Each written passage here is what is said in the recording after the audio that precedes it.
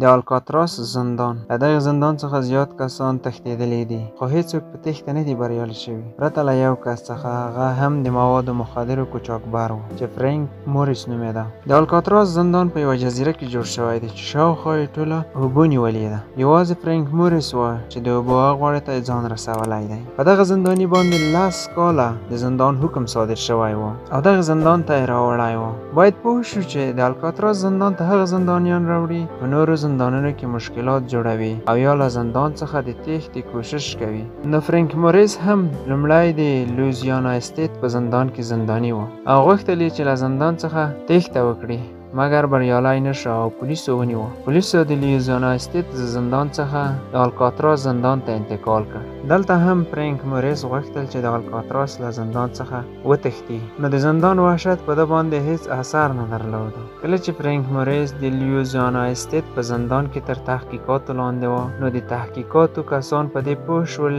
چې څومره هوښیار دی. نو له هغې څخه یې د آیکیو ټیسټ واخیسته. ګوري چې آیکیو یې 133 ده.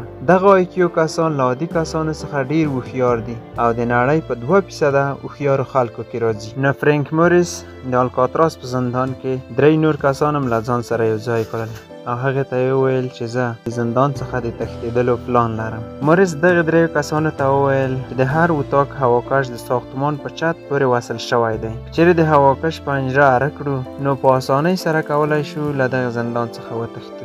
مورس د نظافت خونې ته هم لاره پیدا کړې وه او د نظافت په خونه کې یوه برقي جارو راواخیسته او له هغې څخه یې د موټور یو پیچ له ځان سره راواخیسته او جارو یې بیرته بسته کړه. مورس د پنجرې په اره کولو باندې پیل وکړ او دغه کار ته یې تر 5 میاشتو پورې دوام ورکړ. کله به چې څوک اتاق ته راننوتل نو د هواکش په پنجره باندې به یو عکس را ویزان کړ تر څو څوک متوجه نشي چې دغه پنجره اره شوې ده. مورس د باراني درېشیو ګودام ته هم لاره پیدا کړې وه او له هغې ځای څخه یې ځان سره د باران درېشۍ هم راوړې وې. کله چې د پنجرې اره کول خلاص شول او په تېښته یې پیل وکړ نو 80 دانې باراني درېشۍ یې له ځان سره راوړې وې. لومړی د هواکش له پنجرې څخه د ساختمان سر ته پورته شول او وروسته یې باراني درېشۍ یو له بل سره وتړلې او په هغه باندې له ساختمان څخه بیرون ته ښکته شول. په دغه وخت کې په الکاتراس کې شپه وه. لکه څرنګه مو چې مخکې وویل د الکاتراس زندان په یوه جزیره کې جوړ شوی دی.